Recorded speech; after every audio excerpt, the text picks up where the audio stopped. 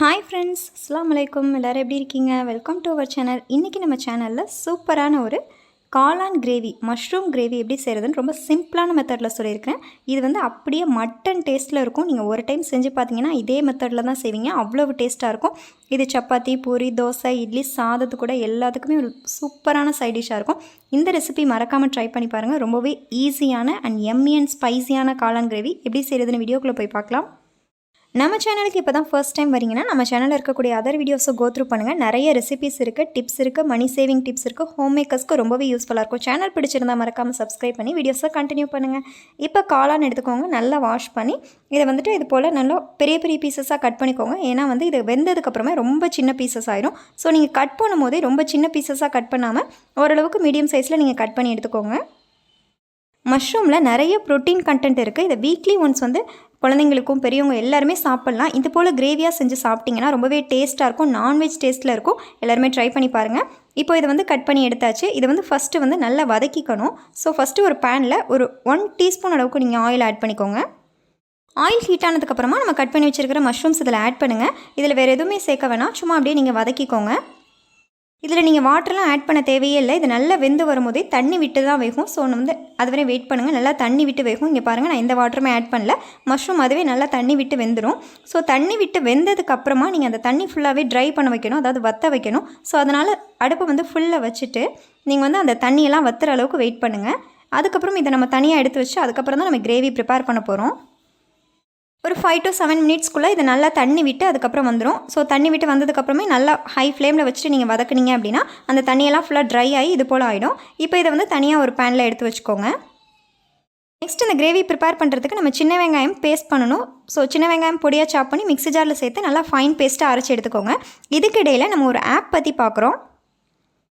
இந்த வீடியோவை நமக்கு ஸ்பான்சர் பண்ணுறவங்க பை மோட் அப்படின்ற ஒரு ஷாப்பிங் ஆப். இது வந்து கிராசரிஸ் ஐட்டம்ஸ்க்கு ரொம்பவே பெஸ்ட்டான ஆப். இந்த ஆப்பில் நீங்கள் யூஸ் பண்ணி பார்த்தீங்க அப்படின்னா நிறைய நீங்கள் டெய்லி யூஸ் பண்ணுற கிராசரிஸ் வந்து ரொம்ப சீப் அண்ட் பெஸ்ட்டாக உங்களுக்கு கிடைக்குது. இதில் கொடுக்கக்கூடிய கிராசரிஸ் ஐட்டம்ஸ் எல்லாமே ரொம்ப ஃப்ரெஷ்ஷாகவும் இருக்குது. அதர் ஷாப்பிங் ஆப்பை கம்பேர் பண்ணும்போது இந்த ஆப்பில் வந்து நிறைய கிராசரிஸ் ஐட்டம்ஸ் வந்து ரொம்பவே சீப் அண்ட் பெஸ்ட்டாகவும் ஃப்ரெஷ்ஷாகவும் உங்களுக்கு அவைலபிளாக இருக்குது. உங்களோட கிராசரி ஷாப்பிங்கை ரொம்பவே சீப் அண்ட் பெஸ்ட்டாக பண்ணணும்னா இந்த பைமோட் ஆப் ரொம்பவே யூஸ்ஃபுல்லாக இருக்கும். ட்ரை பண்ணி பாருங்கள். இப்போ வாங்க ரெசிபி கண்டினியூ பண்ணலாம். இப்போ ஒரு பேனில் 3 டேபிள் ஸ்பூன் அளவு ஆயில் ஆட் பண்ணிக்கோங்க. ஆயில் நல்லா ஹீட் ஆனதுக்கப்புறமா இது கூட 1 டீஸ்பூன் அளவு சீரகம் ஆட் பண்ணிக்கோங்க. சீரகம் நல்லா பொரியட்டும். அது கூட கருவேப்பிலை ஆட் பண்ணிக்கோங்க. இதில் வேறு எந்த ஸ்பைசஸுமே நம்ம ஆட் பண்ண போகிறதில்ல, சீரகம் மட்டும்தான். ஸோ கருவேப்பிலை ஆட் பண்ணிக்கோங்க. காரத்துக்காக 3 பச்சை மிளகாய் ஆட் பண்ணிக்கோங்க. காரம் நீங்கள் இன்னுமே அதிகம் சாப்பிடுவீங்க அப்படின்னா பச்சை மிளகாய் எக்ஸ்ட்ரா ஆட் பண்ணிக்கலாம். சீரகம் நல்லா பொரிஞ்சதுக்கப்புறமா இது கூட நம்ம அரைச்சி வச்சுருக்கிற அதாவது சின்ன வெங்காய பேஸ்ட் ஆட் பண்ணிக்கோங்க.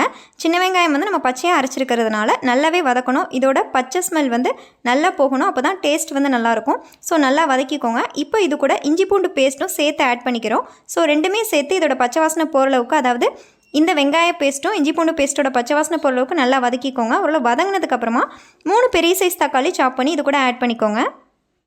தக்காளி ஆட் பண்ணதுக்கப்புறமா ஒரு 3 மினிட்ஸ் மூடி போட்டு வச்சிங்கன்னா தக்காளி நல்லா மசிஞ்சு வந்துடும். தக்காளி ஓரளவுக்கு மசிஞ்சதுக்கப்புறமா இது கூட நம்ம மசாலாஸ் ஐட்டம்ஸ்லாம் ஆட் பண்ணலாம். இப்போ இது கூட 2 டீஸ்பூன் அளவுக்கு மல்லித்தூள் ஆட் பண்ணிக்கோங்க. மல்லித்தூள் ஆட் பண்ணதுக்கப்புறமா கரம் மசாலா 1 டீஸ்பூன் ஆட் பண்ணிக்கோங்க. அதுக்கப்புறமா மிளகாய்த்தூள் வந்து 1 டீஸ்பூன் ஆட் பண்ணிட்டு நீங்கள் காரம் அதிகமாக சாப்பிடுவீங்கன்னா எக்ஸ்ட்ரா ஆட் பண்ணிக்கோங்க. அதுக்கப்புறமா இது கூட மட்டன் மசாலா 1 டீஸ்பூன் ஆட் பண்ணிக்கோங்க. இந்த மசாலாஸ் கூட இந்த பேஸ்ட் எல்லாமே நல்லா உங்களுக்கு மிக்ஸ் ஆகணும். இப்போ இது கூட 1/4 கிளாஸ் அளவுக்கு வாட்டர் ஆட் பண்ணிக்கோங்க. வாட்டர் ஆட் பண்ணி நல்லா மிக்ஸ் பண்ணிக்கோங்க. மசாலாஸ் ஐட்டம் ஆட் பண்ணி நல்லா மிக்ஸ் பண்ணிவிட்டு அதுக்கப்புறம் மூடி போட்டு வச்சிங்க அப்படின்னா ஒரு 5 மினிட்ஸில் உங்களுக்கு மசாலாஸ்லாம் நல்லா வெந்து உங்களுக்கு எண்ணெய் பிரிஞ்சு வந்துடும். இந்த டைமில் மல்லி இலைகள் ஒரு 2 கொத்து எடுத்துக்கோங்க. அதை நல்லா வாஷ் பண்ணி எடுத்து அதை நல்லா ஃபைன் பேஸ்ட்டாக அரைச்சி எடுத்து வச்சுக்கோங்க. ரொம்பவே ஃப்ரெஷ்ஷான மல்லி இலைகளாக இருந்தால் ரொம்ப டேஸ்ட் நல்லாயிருக்கும். அதுக்கப்புறமா இது மசாலாஸ்லாம் பிரிஞ்சு வந்ததுக்கப்புறமா இந்த மல்லி இலையோட பேஸ்ட் வந்து இதில் ஆட் பண்ணிக்கோங்க. இப்போ இந்த பேஸ்ட் இதில் ஆட் பண்ணதுக்கப்புறமா நல்லா மிக்ஸ் பண்ணிக்கோங்க. நல்ல ஒரு டெக்ஸ்சர் கிடைக்கும். இது பார்க்குறப்போ அப்படியே நான்வெஜ் கிரேவி மாதிரியே இருக்கும். உங்களுக்கு டேஸ்ட் அவ்வளோ அட்டகாசமாக இருக்கும். வீட்டில் கண்டிப்பாக எல்லாருமே ட்ரை பண்ணி பாருங்கள். இப்போ நல்லா மிக்ஸ் பண்ணிக்கோங்க. இந்த மல்லி இலைகள் மட்டும் நீங்கள் ஆட் பண்ணிங்க அப்படின்னா டேஸ்ட்டு வேறு லெவலில் இருக்கும். ஸோ இதை நல்லா மூடி போட்டு வச்சிங்கன்னா எல்லாமே அந்த பச்சை வாசனை போயிட்டு எண்ணெய் பிரிஞ்சு வந்துடும். ஸோ எக்ஸஸாக உங்களுக்கு எவ்வளோ வாட்டர் வேணுமோ வாட்டர் ஆட் பண்ணிக்கோங்க.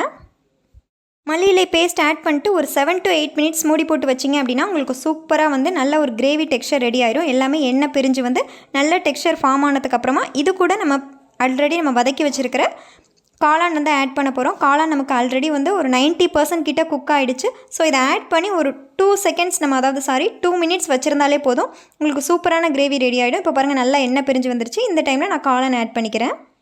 காளான் ஆட் பண்ணதுக்கப்புறமா தேவையான அளவு சால்ட் ஆட் பண்ணிக்கோங்க. இப்போ நல்லா மிக்ஸ் பண்ணிவிட்டு உங்களுக்கு வாட்டர், அதாவது இன்னும் கொஞ்சம் கிரேவியாக வேணும் அப்படின்னு சொன்னால் வாட்டர் வந்து எக்ஸ்ட்ரா ஆட் பண்ணிக்கோங்க. இல்லை நீங்கள் வந்து நல்லா திக்காக சப்பாத்தி பூரிக்கு சாப்பிட்றீங்க அப்படின்னா நல்லா திக்காக வச்சுக்கலாம். நீங்கள் சாதத்து கூட பிரட்டி சாப்பிட்ணும், உங்களுக்கு கிரேவி எக்ஸஸாக வேணும் அப்படின்னா எக்ஸஸான வாட்டர் ஆட் பண்ணி ஒரு 2 மினிட்ஸ் மட்டும் மூடி போட்டு வச்சிங்க அப்படின்னா உங்களுக்கு சூப்பரான மட்டன் டேஸ்ட்டில் மஷ்ரூம் கிரேவி சூப்பராக ஈஸியாக ரெடி பண்ணிடலாம். இப்போ டோட்டலாக அந்த கிரேவி செய்கிறதுக்கு ஒரு 15 மினிட்ஸ் கூட ஆகாது. உங்களுக்கு மட்டன் டேஸ்ட்டில் ரொம்பவே ஹெல்த்தியாக, மஷ்ரூம் வந்து ரொம்ப ஹெல்த்தியான ஃபுட்டு. வீக்லி ஒன்ஸ் எல்லாருமே சாப்பிட்லாம். அவ்வளோ டேஸ்ட்டான ஃபுட்டை வீட்டில் எல்லோரும் ட்ரை பண்ணி பாருங்கள். இப்போ நம்மளோட அட்டகாசமான மஷ்ரூம் கிரேவி ரெடி ஆகிடுச்சு. இது வந்து நான்வெஜ் கிரேவிக்கு ஈக்குவலாக இருக்கும், அதை விட அதிகமான டேஸ்ட்டாகவும் இருக்கும், ஒரு ரிச்சான ஒரு நியூட்ரியண்ட்டும் உள்ளது. ஸோ எல்லாருமே ட்ரை பண்ணி பாருங்கள். சாம்பார் சாதம், ரசம் சாதம் இதுக்கு சைட் டிஷ்ஷாகவும் நீங்கள் சாப்பிட்லாம். அப்படி இல்லைனா இதை சாதத்தில் அப்படியே சுட சுட போட்டு நீங்கள் சாப்பிட்டீங்க அப்படின்னா அவ்வளோ ஒரு டேஸ்ட்டாக இருக்கும். சப்பாத்தி கூட ஸ்டஃப் பண்ணி சாப்பிட்டாலும் அவ்வளோ ஒரு அருமையான டேஸ்ட்டாக இருக்கும். ஃபைனலாக இதில் மல்லி இலைகள் மேலே தூவி சர்வ் பண்ணுங்கள். உங்கள் வீட்டில் யாருமே பிடிக்காதுன்னு சொல்ல மாட்டாங்க, அவ்வளவு டேஸ்ட்டாக இருக்கும். இது போல் நிறைய இன்ட்ரெஸ்டிங் ரெசிபீஸ்க்கு நம்ம சேனலை ஒன் டைம் கோ த்ரூ பண்ணுங்கள்.